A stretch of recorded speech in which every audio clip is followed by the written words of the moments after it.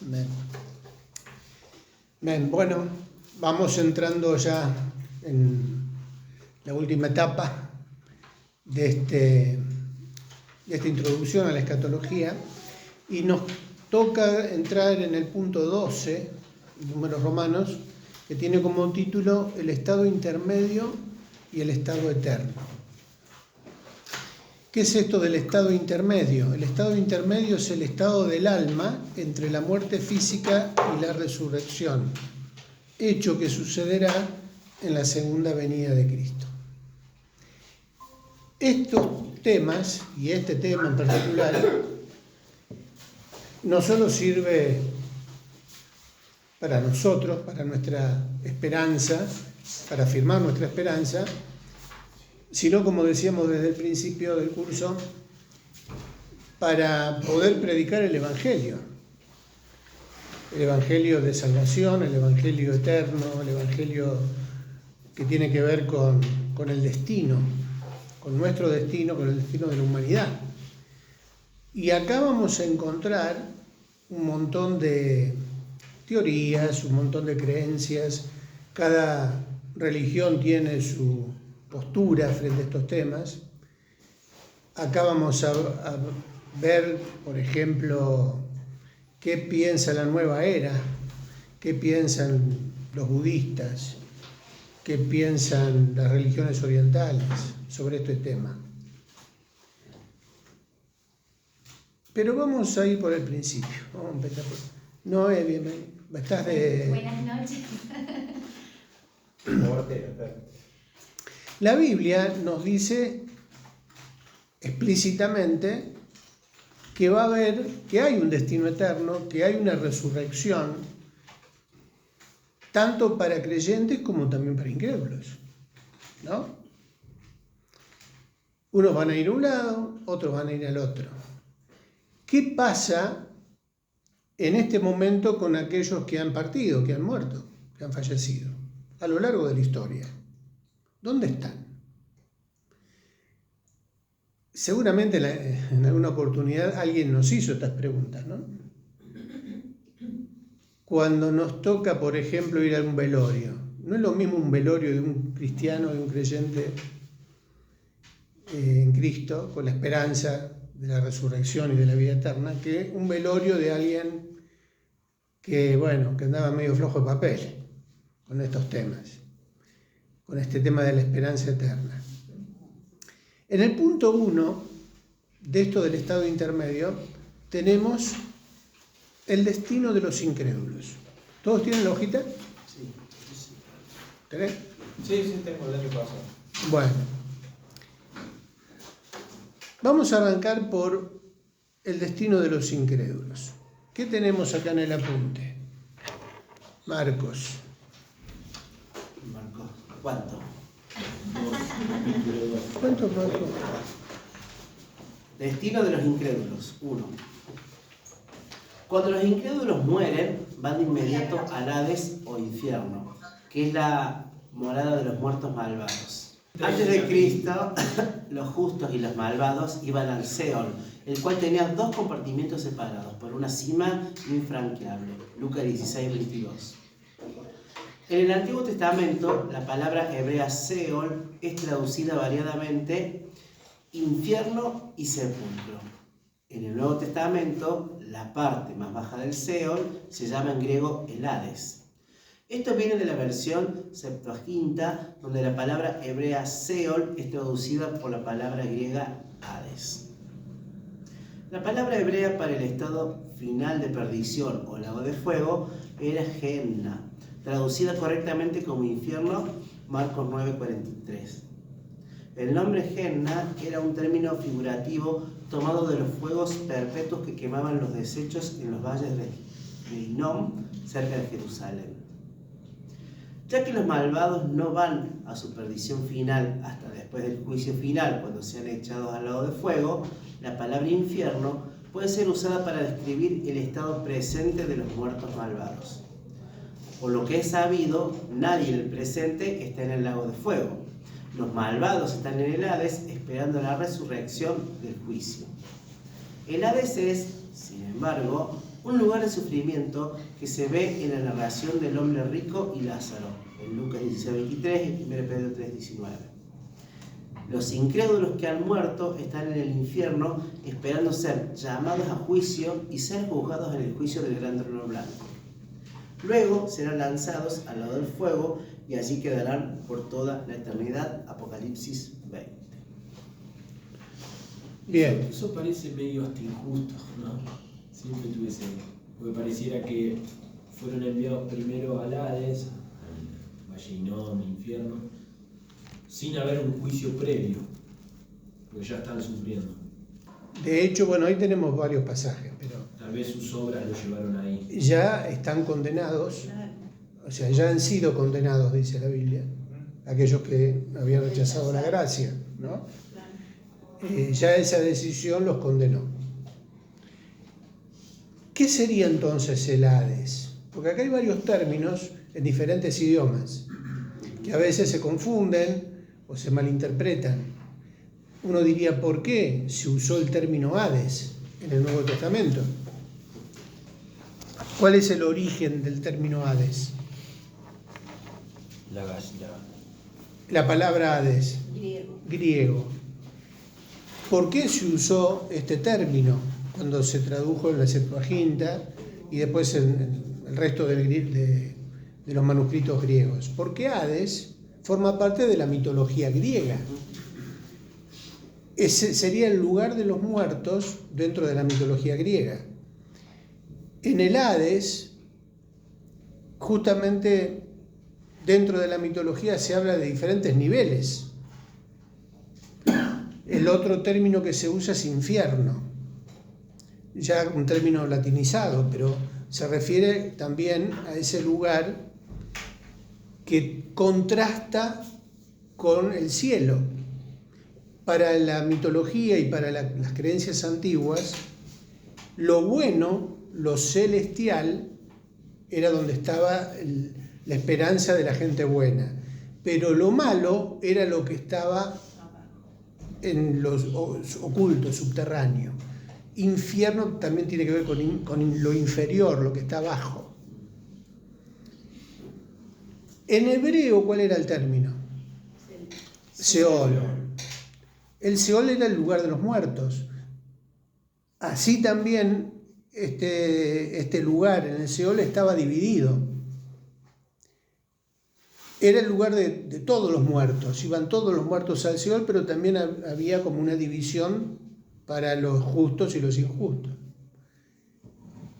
Cuando se escribe el Nuevo Testamento y aparece el término Hades, en ese momento, por el idioma que se usaba, también era comprensible el Hades o el infierno, y para el hebreo existía también otra figura que era el seno de Abraham.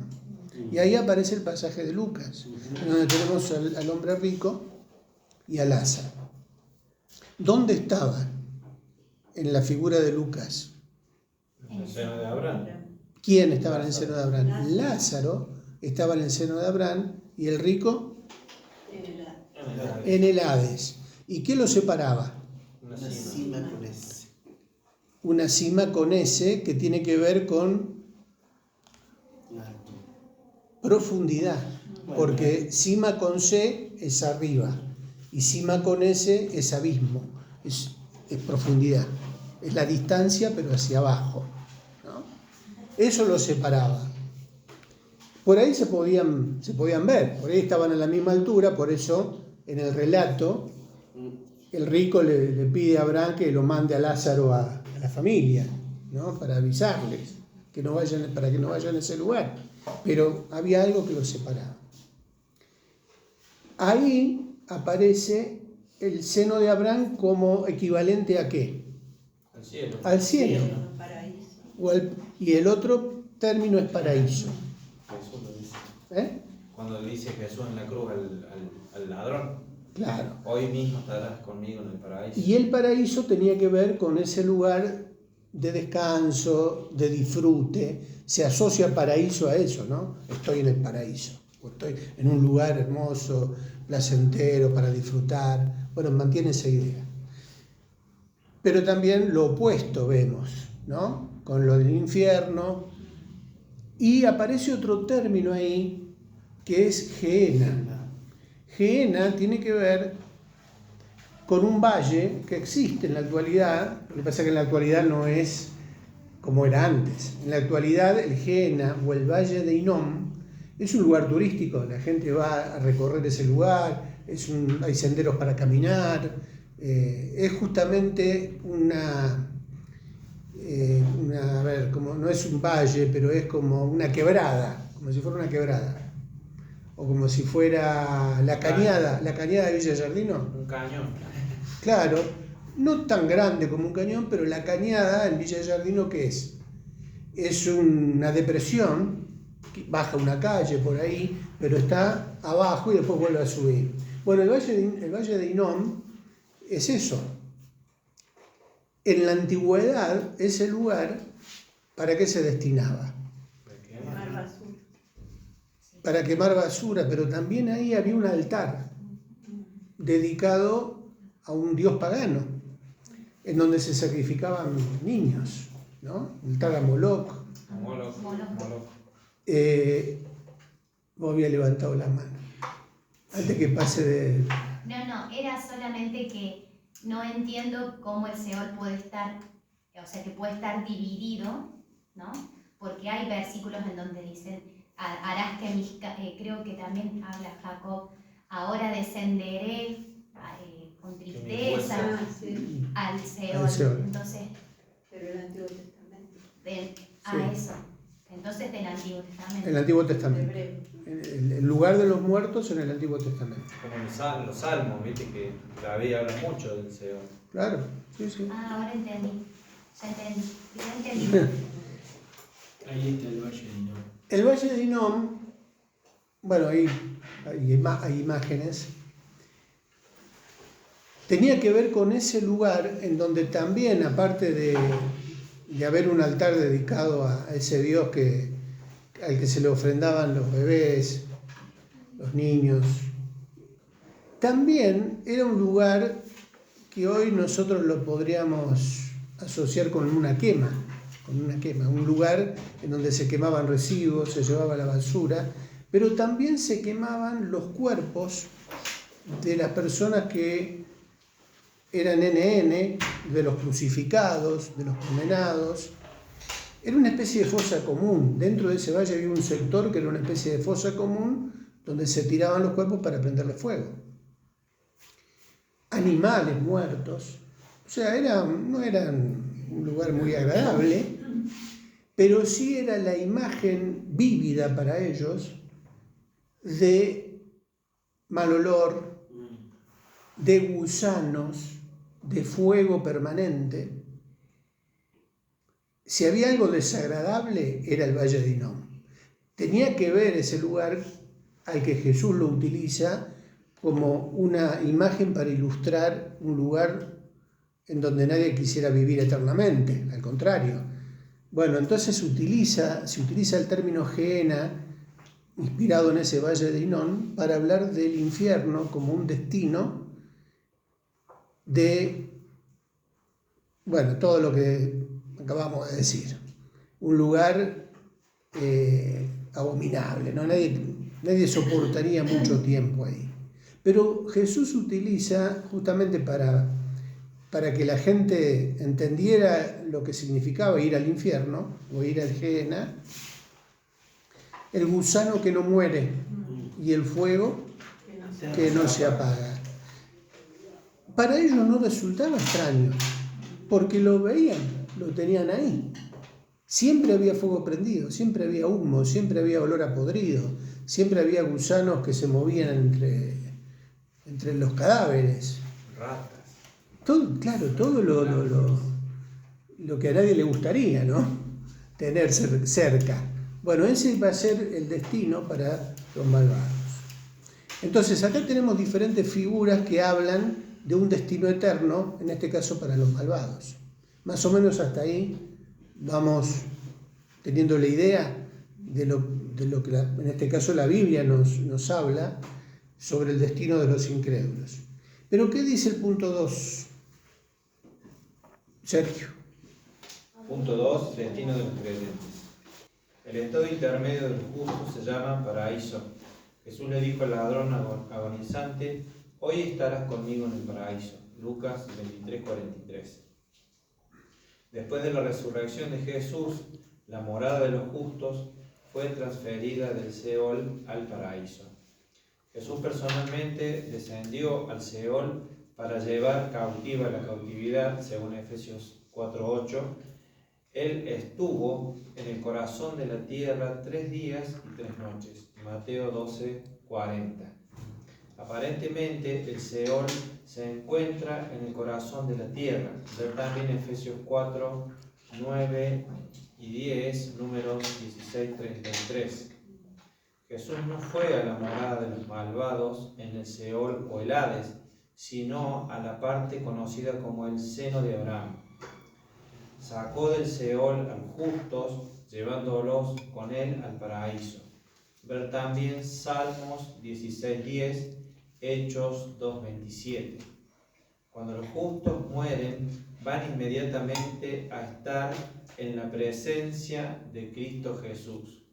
Pablo habló de teniendo deseo de partir y estar con Cristo, lo cual es muchísimo mejor, según Filipenses 1:23. Está confirmado por sus inspiradas palabras a los corintios que Pablo esperaba en su muerte ir de inmediato a la presencia del Señor, pero confiamos y más quisiéramos estar ausentes del cuerpo y presentes al Señor. 2 Corintios 5:8. Quizá ningún pensamiento es más confortante a los creyentes que saber que al morir irán a estar con Jesús. El apóstol habló las siguientes palabras de esperanza: porque no nos ha puesto Dios para ira, sino para alcanzar salvación por medio de nuestro Señor Jesucristo, que murió por nosotros para que vivamos juntamente con Él. Por lo cual, animaos unos a otros y edificaos unos a otros. 1 Tesalonicenses 5:9 al 11.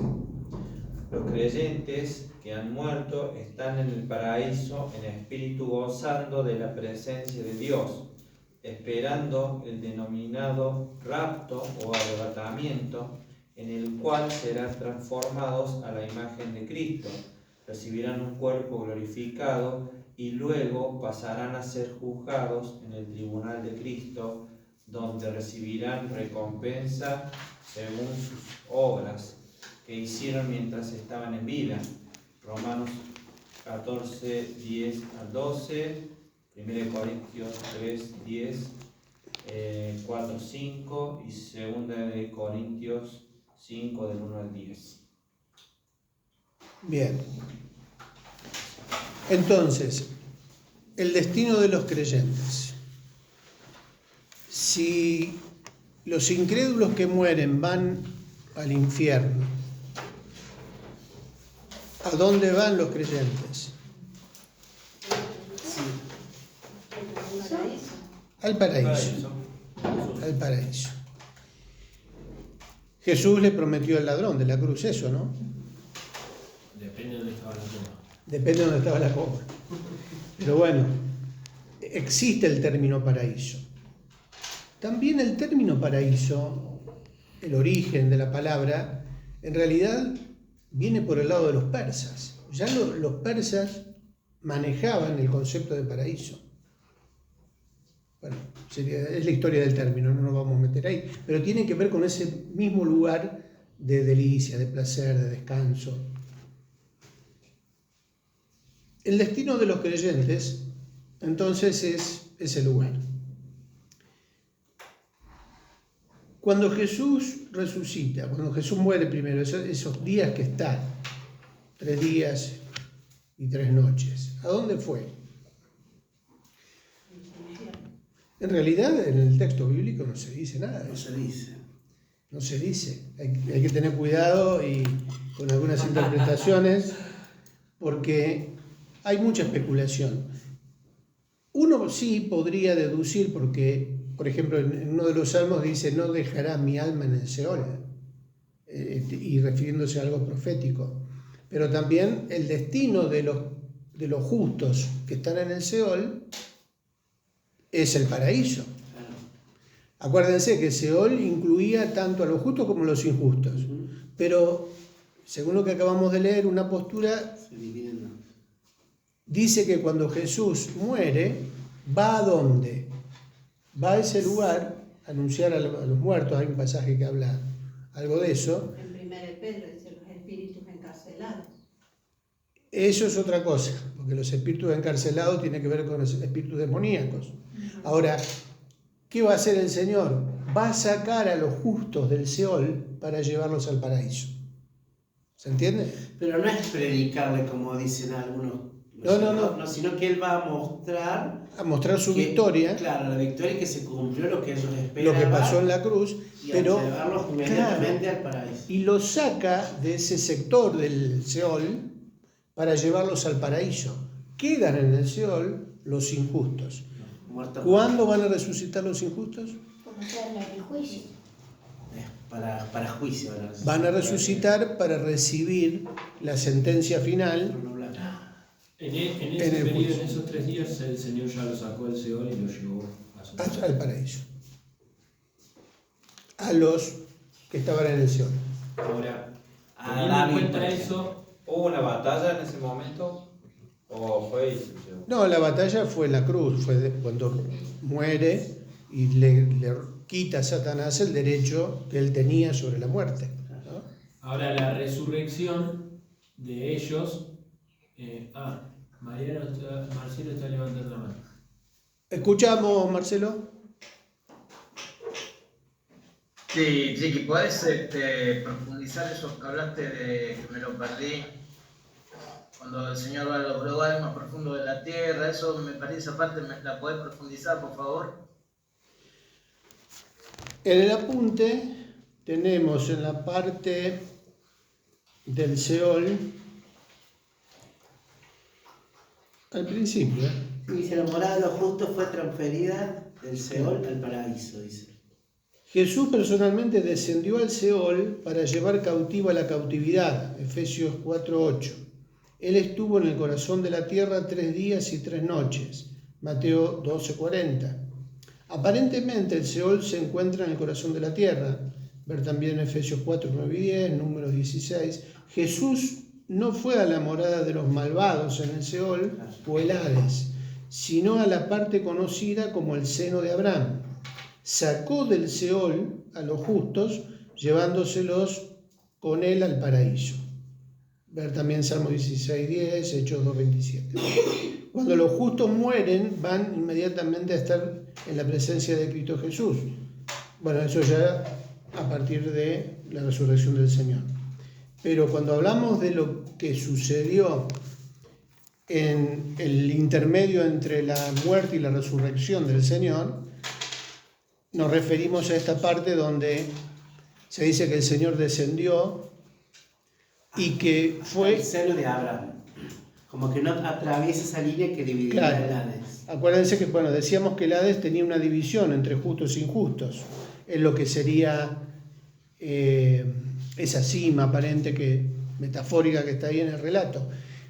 ¿Qué hace el Señor entonces cuando desciende? Desciende para anunciar su victoria, para decir que Él ya triunfó, y a los justos que están en el seno de Abraham, los traslada al paraíso.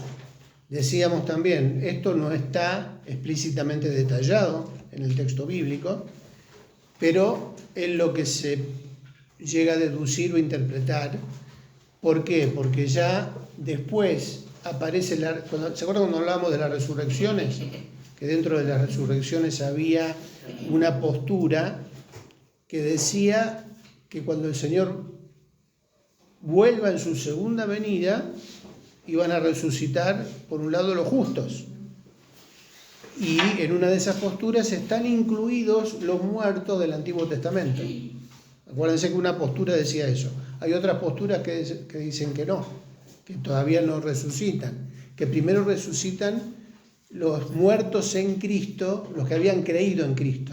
Por lo tanto, los del Antiguo Testamento que no conocieron a Cristo ni vieron el cumplimiento mesiánico, aparecen en otra parte de la cronología de la resurrección, pero no, más bien relacionado con el milenio, ¿no? Pero volviendo a la pregunta, no sé, Marcelo, si más o menos nos fuimos ubicando. Repito, esto correspondería a qué tipo de doctrina. Cuando hablamos de esto, que el Señor va, anuncia su venida, saca a los muertos del seno de Abraham y se los lleva al paraíso. Secundario. Periférico, sí. Es algo secundario, es algo periférico, que no llega a ser una herejía, tampoco llega a ser una doctrina central, porque de última esto, ¿cuándo lo vamos a confirmar? Cuando suceda, cuando se cumpla, ¿no? Marcelo, ¿tenías otra duda o más o menos se enfocó por ahí, se encaminó? Viste que hay un pasaje en Apocalipsis que Juan ve que las almas dicen: ¿cuándo será el día que venga? ¿Hasta cuándo no harás justicia del Apocalipsis? ¿Sí? ¿Quiénes eran esos? Son los mártires. Los mártires. Claro. Bien. A ver, veníamos con el tema de los creyentes, ¿no? Sí, yo busqué Mateo 12:40, que dice: porque como estuvo Jonás en el vientre del gran pez 3 días y 3 noches, así estará el Hijo del Hombre en el corazón de la tierra 3 días y 3 noches. Bien. ¿Eso se cumplió literalmente? Se cumplió literalmente. Ahora, si se cumplió literalmente, nos dan los números cuando hablamos de la Semana Santa, que el viernes es el Viernes Santo, el viernes de la crucifixión. ¿Por qué? Eso merece un estudio aparte. Porque está interesante estudiar el tema de la Semana Santa y los días. ¿Qué eran los días de reposo? Bueno, es otro tema, ¿no? Pero que Jesús estuvo, esos 3 días estuvo. Aunque no cierren los números de los días en la tradición cristiana posterior, sí hay estudios interesantes que hacen la cuenta sobre, por ejemplo, cuál fue el día de la Santa Cena, ¿no? ¿Cuándo fue el día de la Santa Cena? Bueno, pero no vamos a entrar en eso porque nos vamos a derivar mucho.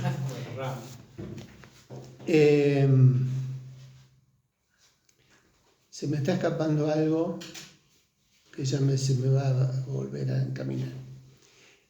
Bueno, el destino de los creyentes. Entonces, existe un lugar a donde están los que no aceptaron la gracia de Dios, que rechazaron el Evangelio, que es el destino de los incrédulos que vimos al principio, y también hay un lugar a donde están los creyentes. Y ahí Pablo desarrolla un poco más el tema de la resurrección, el tema del arrebatamiento, quiénes van a resucitar primero, a dónde van a ir. Y después vemos en Apocalipsis el juicio ante el gran trono blanco. Entonces, en este momento, ¿quiénes están en el infierno? Los muertos malvados. Los muertos malvados. ¿Y en el lago de fuego? Nadie. Está esperando. Está esperando el diablo. Claro. Entonces, se dice normalmente que el infierno vendría a ser una especie de cárcel de encausados, ¿no? A donde están los encausados. Sí. Que después de ahí, ¿a dónde van?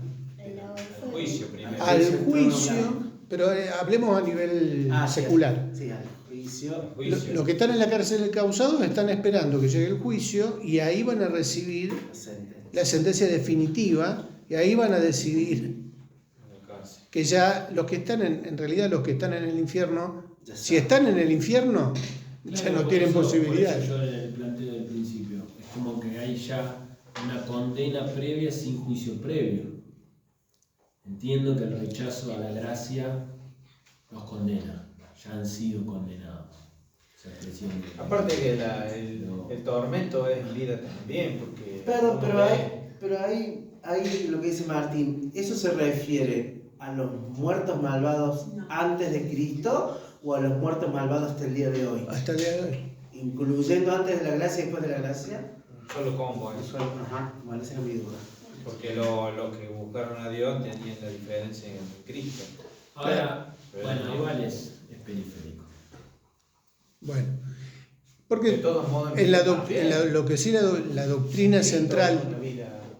en la doctrina central de la justificación o del pecado, sabemos que la paga del pecado es muerte. O sea, todos estábamos condenados al mismo lugar, ¿no? Gracias a Dios.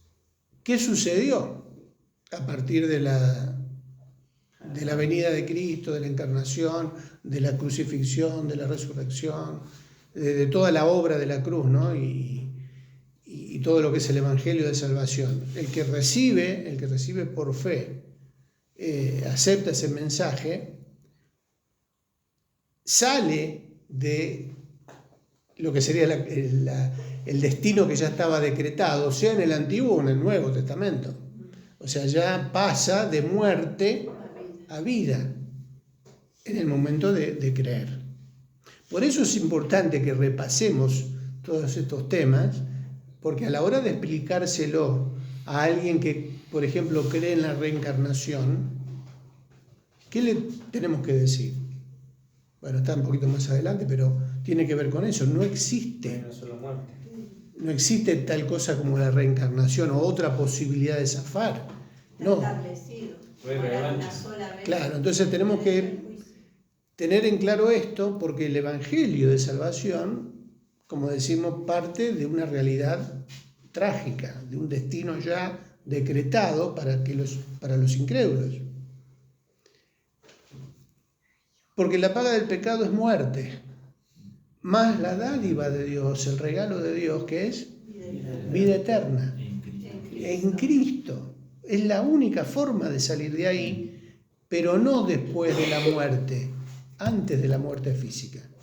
La única oportunidad para salir, para zafar de ese destino eterno de condenación, es en vida, creyendo en el mensaje de salvación y aceptando el sacrificio de Cristo como válido para nuestra salvación. Él pagó por nosotros, Él pagó por tus pecados. ¿Lo aceptás? ¿Crees que ya tu deuda está saldada por la obra de Cristo? Y no sé si con eso alcanzará, capaz que tengo que hacer alguna otra cosa. ¿Será así? No, tengo mis dudas. Hace pocos días alguien me dijo eso. Tengo mis dudas. Ay, fue que yo creía que lo tenía ella ahí. Pero todavía tiene posibilidad. Estamos orando ahí, estamos. Pero cuando alguien no acepta, no cree, no recibe ese mensaje como la oportunidad de salvación, sino que prefiere mantenerse al margen, ¿qué destino va a tener? Bueno, por eso digo que repasar o hablar del destino eterno, tanto de los incrédulos como de los creyentes, es algo que tenemos que repasar, reafirmar, conocer todo esto para explicar justamente que estamos en un periodo de gracia todavía hay oportunidad. A veces lo que me pasa, Triqui, que estamos ahí con la clase, estamos con la clase 5, estamos haciendo un estudio de la soteriología, ¿no? Y a mí lo que me llama mucho la atención y que me doy cuenta otras que me voy preparando, es cómo me va dando herramientas para, como vos decís, tengo dudas con esto, listo, a este no le entré con la justificación, voy con la adopción, no le entro con la adopción, voy con la regeneración. Es decir, que todos estos conceptos que engloban a la salvación, digo, te empieza a dar herramientas, versículos, lenguaje como para, bueno, lo vas como cercando, ¿no? Y eso lo estamos transmitiendo a los chicos, ¿no? De darles herramientas para que vean de dónde se pueden agarrar, que es todo lo mismo, pero como cuando lo desglosas es riquísimo. Sí. Está buenísimo. Mirá lo que anoche compartíamos en el culto familiar. Acá en Isaías 55 dice: buscad a Jehová mientras puede ser hallado, llamadle en tanto que está cercano. Habla de esto. Claro. Habla todo el capítulo acerca de la misericordia gratuita para todos, dice acá en el título. Y habla de esto, que la oportunidad es Ya, hoy. llame ya. Hoy es el día de salvación. Claro. Venía bien, Marco, pero ya me ya. Pero llame ya es como que me vino. Sí, me tiré abajo todo, venía No, bien. pero llame ya es como que. Bueno, Marcelo se ría, no, Marcelo. Llame ya. ¿te das cuenta con lo que tengo que lidiar yo acá, boludo? Bueno. Ayer citábamos Judas, la carta de Judas. Creo que versículo 22, 23, donde dice, a otros salvad, arrebatándolos del fuego. Ah, sí, chamucándose. ¿No? Bueno, está interesante. Están a punto de quedar en el fuego, andá y salvadlos, ¿no? Bueno, entonces decíamos que hasta ahora, a ver qué viene, a ver la conclusión. Decíamos entonces que el infierno es una especie de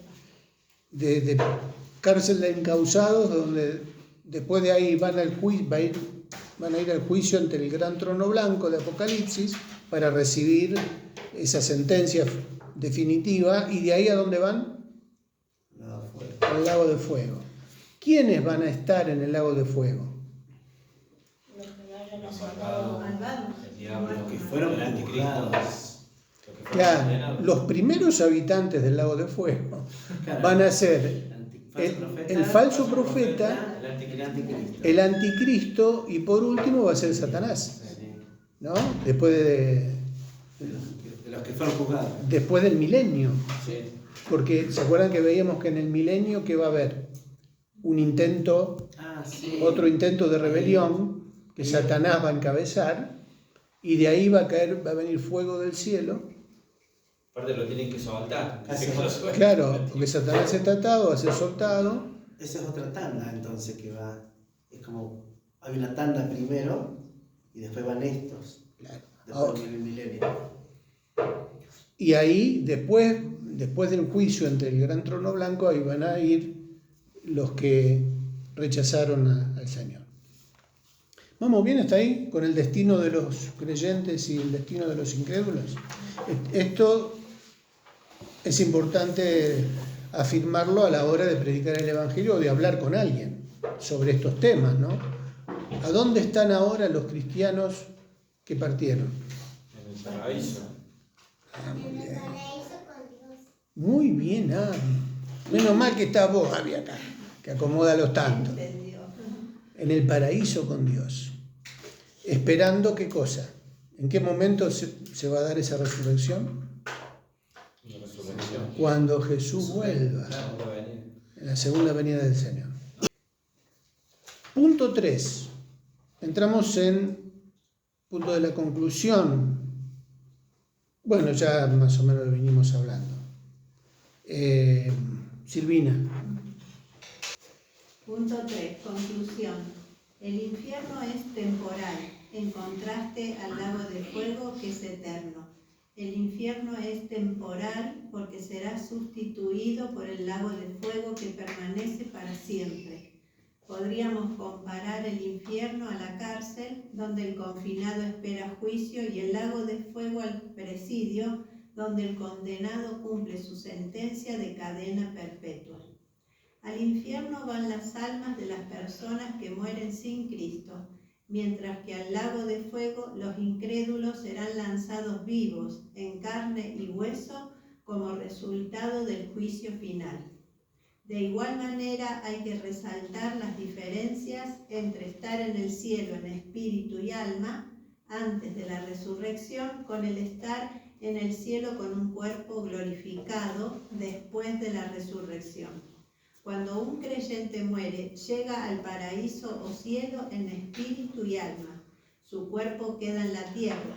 Cuando el creyente resucite al final de los tiempos, el espíritu y el alma tendrán morada en su cuerpo glorificado. El estar en espíritu y alma es temporal porque será sustituido por el estar con un cuerpo glorificado. Este estado es final y eterno. El creyente con un cuerpo glorificado es más que un cuerpo de carne y hueso. Es un cuerpo sobrenatural que nunca se gasta, se enferma o muere. Bien. ¿Recuerdan 1 Tesalonicenses 4 el relato de la segunda venida del Señor, de la venida del Señor, cuando Pablo dice, tampoco queremos, hermanos, que ignoréis acerca de los que duermen? ¿A quién se estaba refiriendo acá Pablo? A los creyentes, exclusivamente a los creyentes. Entonces, ¿en dónde está el alma de los creyentes que parten? ¿En el paraíso? ¿En el paraíso o en la presencia del Señor? ¿No? Nosotros decimos partió a la presencia del Señor. O sea que están en la presencia del Señor esperando la resurrección. ¿Qué es lo que está en la presencia del Señor? El espíritu, el alma.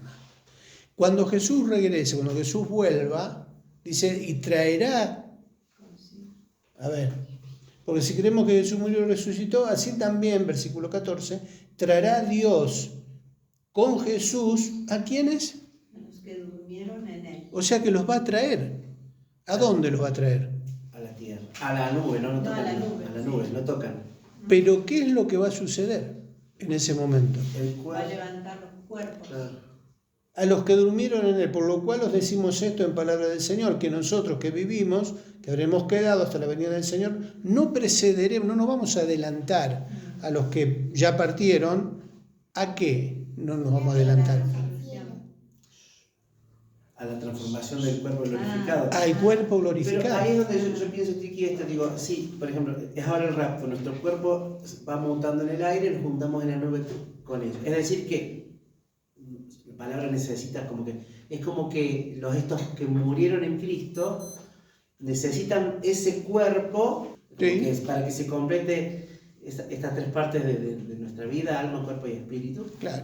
Ahora, Es fundamental eso. porque no podrían habitar en la eternidad con cuerpos mortales. Por eso todos los creyentes tienen que ser transformados. Los vivos también tienen que ser transformados con un cuerpo nuevo, glorificado, que va a ser eterno. Y los que murieron van a recuperar un cuerpo también eterno. Con eso, en ese estado, vamos a recibir al Señor para irnos y estar para siempre con Él. ¿Se entiende eso?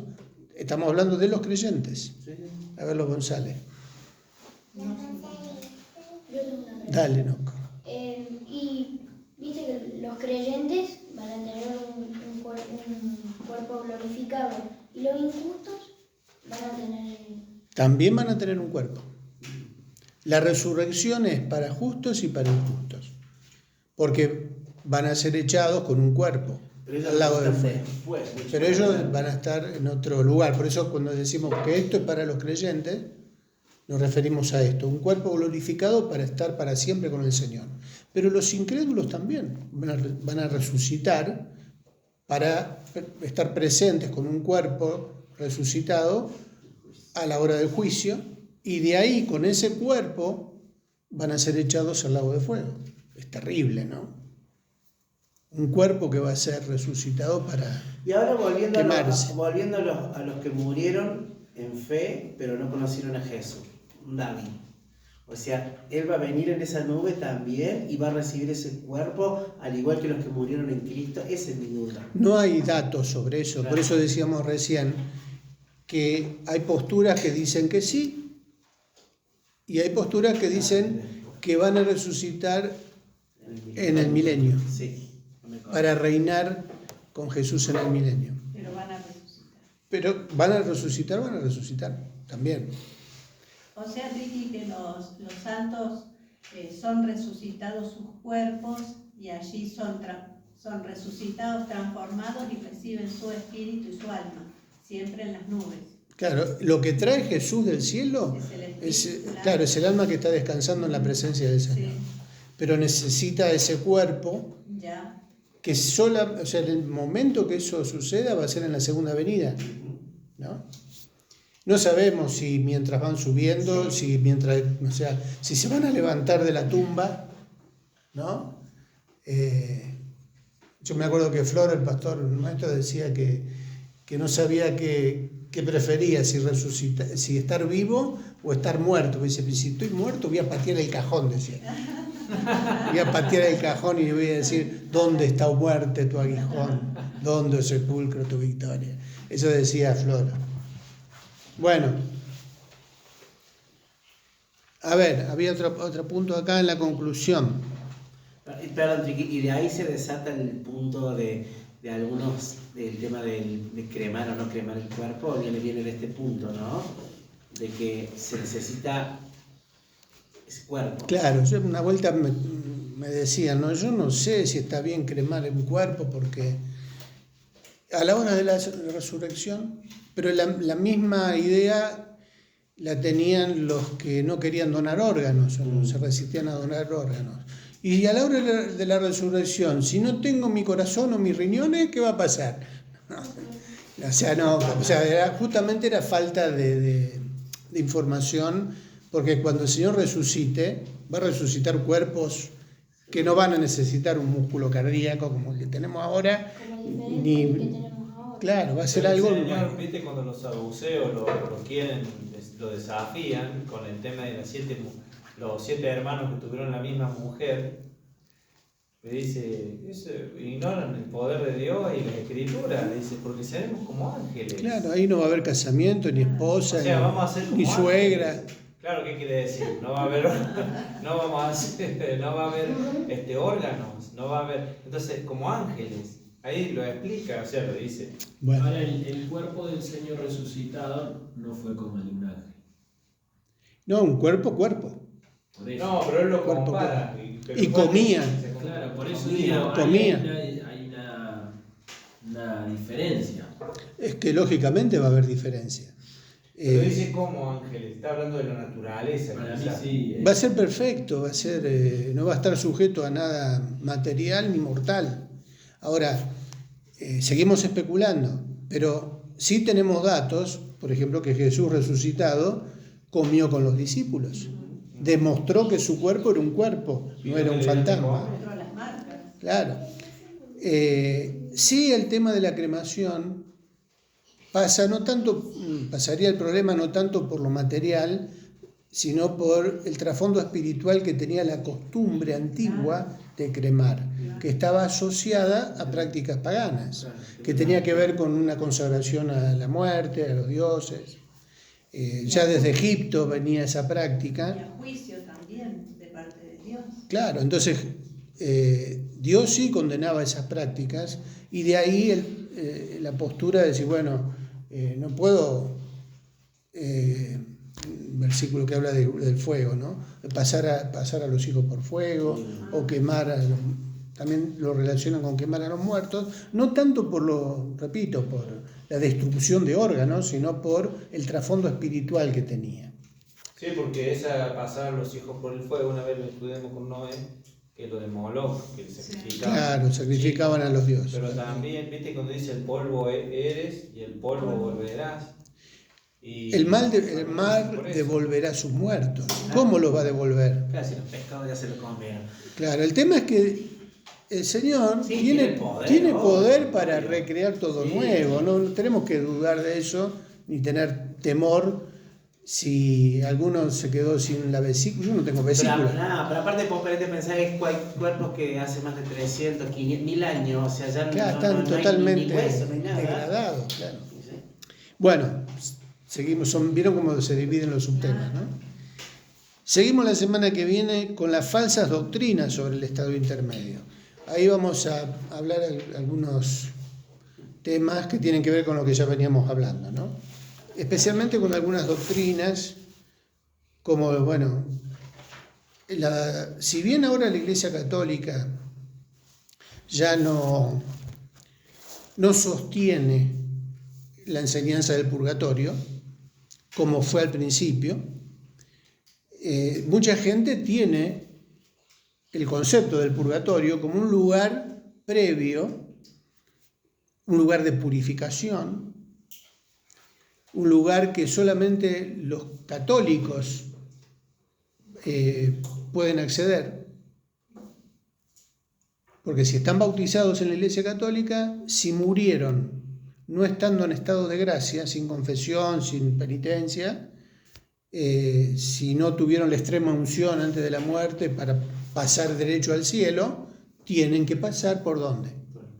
Y ahí purgar o pagar los pecados que no fueron confesados y todo eso. Depende también del tiempo, o sea, el tiempo en el purgatorio, mejor dicho, depende La falta que tenían. de las faltas y también de las misas en donde se paga para que, Claro. por el alma del que partió, ¿no? Cierto. Todo un entrevero ahí. Indulgencia. Claro, ¿se acuerdan cuando, bueno, pasa que nos vamos a meter en la clase que viene, pero Texel, me viene Tesla, pero no es Tesla, es Texel. Texel era un cura, era un sacerdote católico que hacía tipo campaña evangelística por todos los pueblos para juntar fondos para la iglesia. Y uno de los argumentos para pedir plata, era la venta de indulgencia, se le llamaba, ¿no? ¿Qué era la venta de indulgencia? Justamente la venta de perdón. Una indulgencia es un perdón. Entonces, el lema era ponga, deposite, done, traiga su dinero, porque en el momento que ese dinero caiga en la bolsa, un alma saldrá del purgatorio. Ese era el lema. Vos ponés y un alma va a salir del purgatorio. Entonces uno iba y te daban un certificado, te daban el recibo de la venta, de la indulgencia. Lutero. ¿Y qué ponían? ¿Por qué era? O por la persona que ponía o por un familiar muerto. Y anotaban el nombre del familiar muerto. Entonces eso se depositaba en la cuenta del finado. Y ahí aceleraba su salida del purgatorio. Claro, todo esto ya se anuló, ya no se enseña, pero en la Edad Media era ley canónica. Bueno, pero sí piden por los muertos hoy en día. Todavía se sigue haciendo más. Sí. Cuando llega la fecha del aniversario de la muerte, se pone en la lista, al final de la misa se hace la oración por esas almas. Por eso digo que está interesante que conozcamos esta información para decirle a una persona que fue educada dentro de esas costumbres o tradiciones religiosas que la Biblia dice otra cosa, ¿no? Oramos. Hola Miriam. No sé quién más está, pero ¿querés guiarnos con una oración para terminar? Sí, cómo no. Acá estamos con Franco. Hola, Franquito. ¿Cómo estás, hermano querido? Bien, ¿vos? Dios te bendiga. Cualquiera de los dos, ¿eh? Dale. Amado Señor, muchas gracias por este tiempo, Sí, gracias. por este tiempo de aprendizaje, Señor, de estar meditando en todas estas verdades que tu palabra revela, Señor, que nos traen esperanza, que nos preparan para dar respuestas, Señor. Seguimos afirmándonos, Señor, en tu palabra. Gracias por esta oportunidad. Bendigo a mis hermanos, Señor. Señor, que esto que estamos aprendiendo quede, Señor, podamos profundizarlo, Señor, y que sirva para tu gloria. Nos encomendamos en tus manos, Señor. Nos bendigas ahora los hermanos en regreso a sus hogares, la vida de Ricardo, Señor, gracias. Te honramos y te bendecimos, Padre, en el nombre de Jesús. Amén. Amén. Amén. Dios les bendiga. Hermano. Allá. No, el otro a la cámara. Allá. Gaby, allá. Y ahora me